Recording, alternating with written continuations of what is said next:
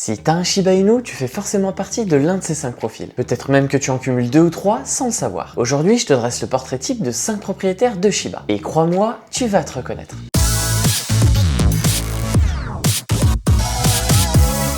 Le parent gâteau. Lui, son Shiba, c'est pas son chien. C'est son enfant, son premier enfant. Son Shiba a sa propre place sur le canapé. La meilleure, évidemment. Il a ses couvertures, son coussin attitré, et si quelqu'un s'assoit à sa place, c'est pas le chien qui réagit, c'est le propriétaire. Dans son téléphone, il y a 4000 photos de son Shiba, et 12 de ses amis. Au boulot, il montre des photos de son chien, comme d'autres montrent des photos de leur gosse. Le parent gâteau fête l'anniversaire de son Shiba, chaque année, avec un gâteau adapté. Des bougies, des stories, parfois même un montage vidéo. Et si un jour quelqu'un a le malheur de prononcer la phrase « c'est juste un chien », on ne parle plus à cette personne.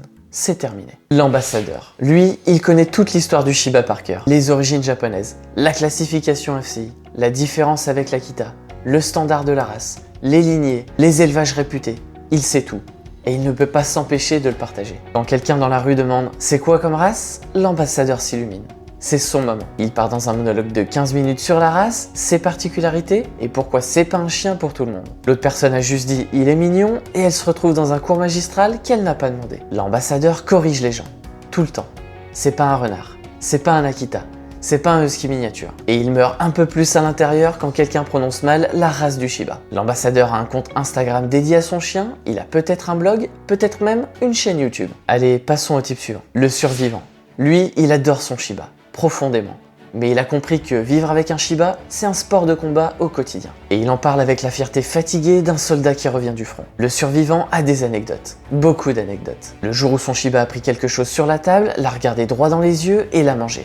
Lentement, devant lui, sans ciller. Le jour où son Shiba a refusé de rentrer pendant 20 minutes, planté au milieu du trottoir, immobile devant tout le quartier. Le jour où il a hurlé chez le vétérinaire tellement fort que toute la salle d'attente s'est retournée. Et que toi, tu as fait semblant de pas le connaître. Le survivant, quand un futur propriétaire lui dit « j'aimerais trop avoir un Shiba », il a toujours la même réaction. Un sourire, un long sourire, et un « t'es sûr ?» qui en dit très long. Mais le survivant ne regrette rien. Absolument rien. Il aurait juste aimé qu'on le prévienne. Un tout petit peu. Parce que ça efface tout le reste. Le paparazzi. Lui, il ne se promène pas avec son chien, il produit du contenu. Chaque balade est une séance photo. Chaque moment mignon est une opportunité. Le paparazzi a acheté une caméra spécialement pour filmer son Shiba. Et il assume. Le problème, c'est que le Shiba ne coopère pas. Jamais. Le paparazzi passe 20 minutes à essayer de prendre la photo parfaite, celle où la lumière est bonne, où les oreilles sont droites, où le regard est face caméra. Et le Shiba tourne la tête. À chaque fois. Raté. Raté, flou, yeux fermés, langue dehors, il regarde à gauche, il regarde en l'air, il regarde ses pattes, il regarde partout, sauf l'objectif. Le paparazzi connaît les meilleurs spots photos de sa ville.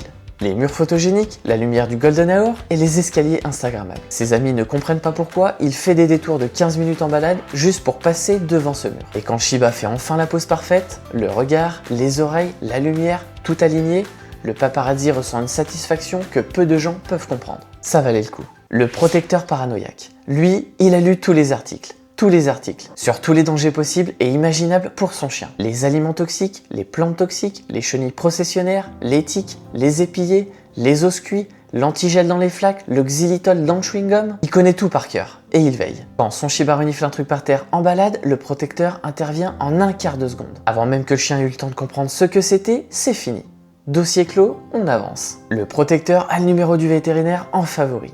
Celui du veto de garde en deuxième, le centre anti-poison animal en troisième. Il a une trousse de premier secours canine dans sa voiture. Et non, c'est pas exagéré. Quand quelqu'un tend un bout de nourriture vers son Shiba, le protecteur déclenche un interrogatoire. Il y a quoi dedans? C'est quoi cette sauce? Il y a de l'oignon? Il y a de l'ail?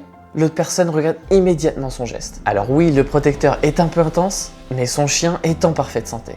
Parce qu'il anticipe tout, il a tout prévu. Et le jour où il y a un vrai problème, c'est le seul qui sait exactement quoi faire. On devrait tous être un petit peu protecteurs. D'ailleurs, si tu veux savoir quels aliments sont vraiment dangereux pour ton chien, j'ai fait une vidéo complète là-dessus et je te mets tout ça en description.